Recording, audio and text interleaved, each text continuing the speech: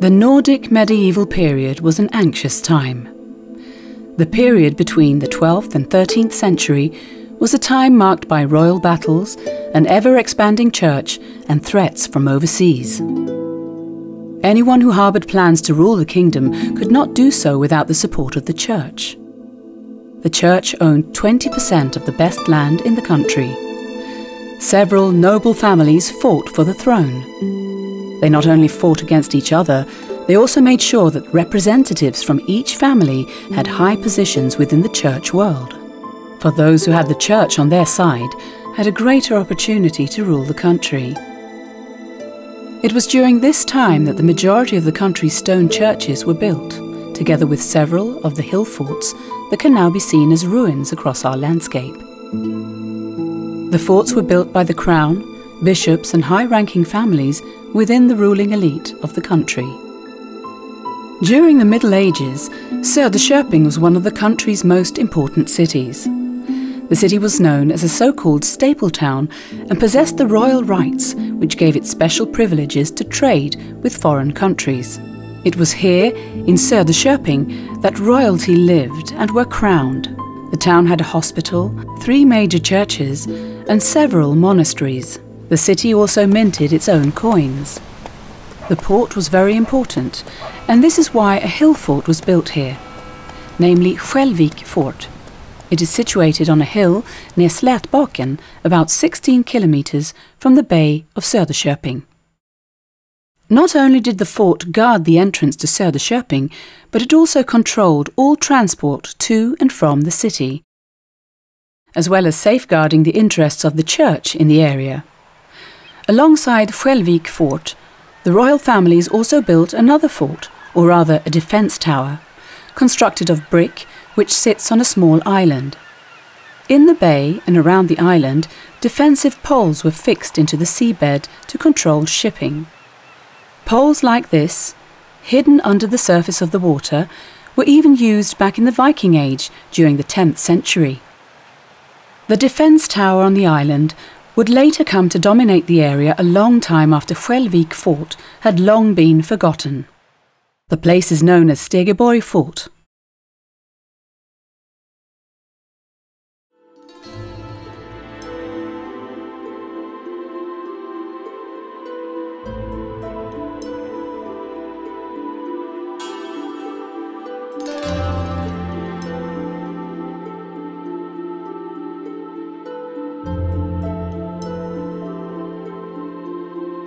Skälvik Fort was first mentioned in medieval writings in 1287 and was owned by the Bishop of Linköping.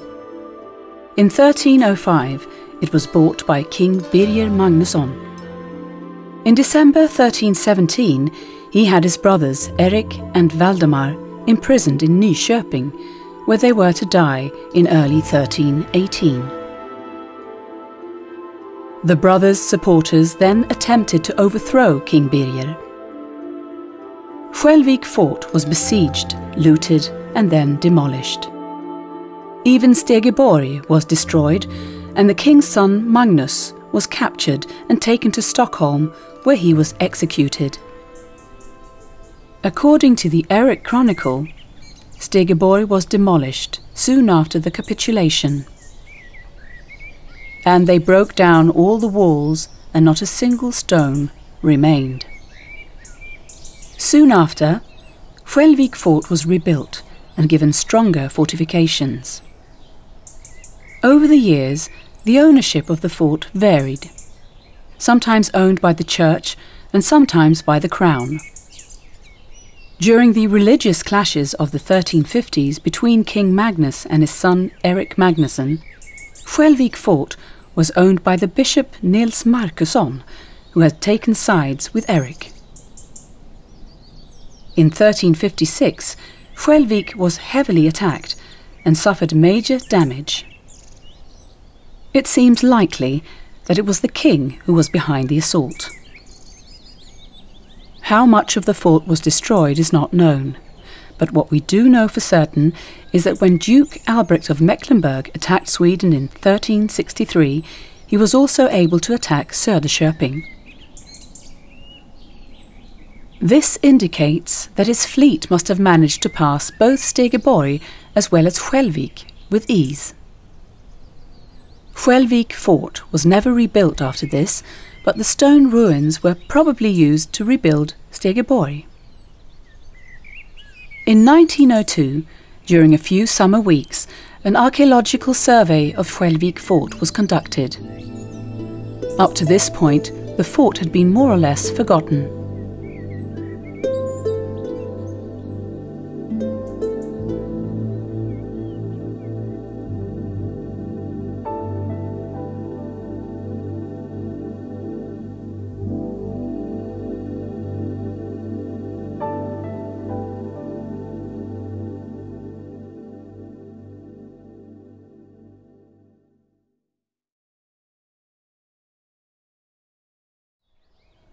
There are theories which say that after the bishops' forts at Skälvik had been destroyed in 1356, a new fort was built.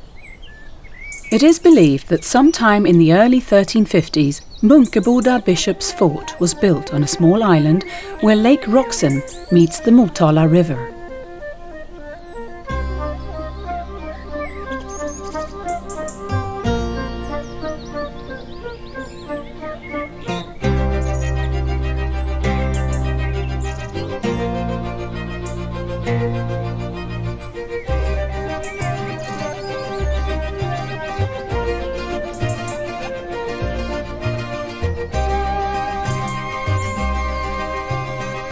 The fort was built in the form of a square stone tower with several floors.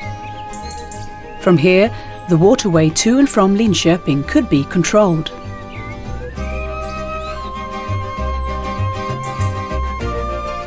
We do not know much about this fort, but it is assumed that either Bishop Nils Markusson or Bishop Henrik Tidemansson had it built, and that Bishop Brask added an extension to the fort in the 1500s. However, what we do know for certain is that Bishop Brask was forced to leave, not just from Munkeboda and Linköping Castle, but also from the country in 1527. The year Gustav Vasa deprived the Church of its power, and all ties with Catholicism and the Church of Rome were severed.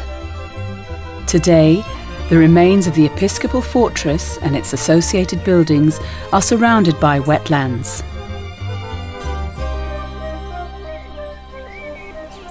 En ruin har bara ett syfte. Det är att så fort som möjligt bli en stenhög. Men på 1700-talet då kunde man fortfarande ana att det var 3 våningar på Munkeboda.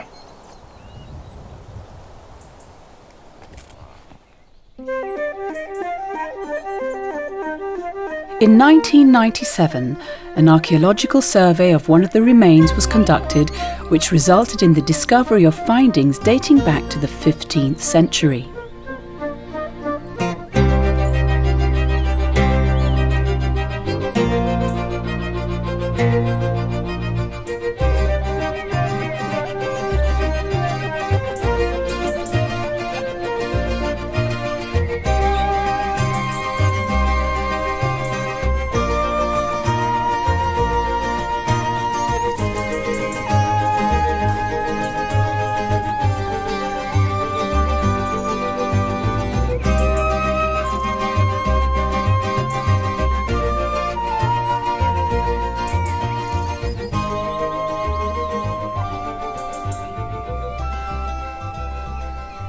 Söder om borgruinen så ligger nästa holme, och här har också funnits byggnader. Och precis framför mig i den här svackan kan det sannolikt ha varit så att man har dragit upp båtar. Vad för typ av verksamhet de olika byggnaderna har haft här, det vet vi inte. Men vad som var intressant när vi gick förbi här nu, det var att jag hittade slagg. Järnslagg. Så här har man hållit på med järnframställning. Och det är rätt höga temperaturer man varit uppe i, för slaggen har smält och blivit glas. Det var häftigt. Kul!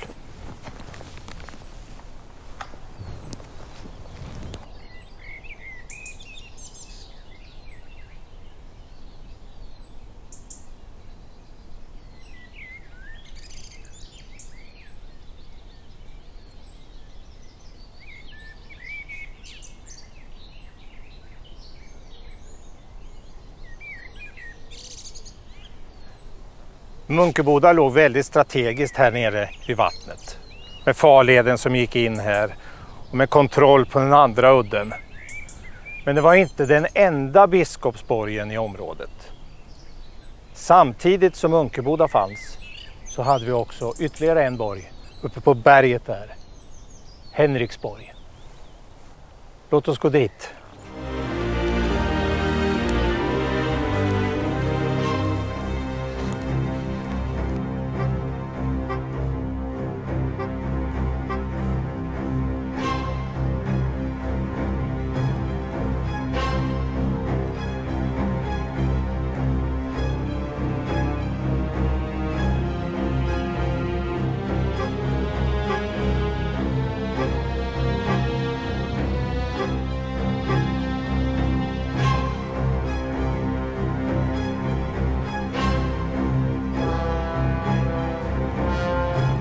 Henriksborg got its name in the 1940s when the museum curator Bengt Knattingius launched the idea that the hillside fort may possibly have been built by Bishop Henrik Tidemansson in the late 15th century. Knattingius believed that the bishop had created a fortress modelled on the German knights' forts, sitting like an eagle's nest on top of a high mountain. Today, one can still see the walls of the two stone houses standing on a plateau on the mountain's crest. The walls, which are mainly built of granite, have been heavily fire damaged, and in the sooty soil there are visible traces of brick debris and chunks of mortar. In a shallow hollow on the southeastern plateau, an additional wall can be seen. In the southeast and northwest, the castle has been strengthened by a protective wall. Outside the wall, in the southeast, are the faint traces of outer ramparts and walls encircling something that suggests an additional outer fortification.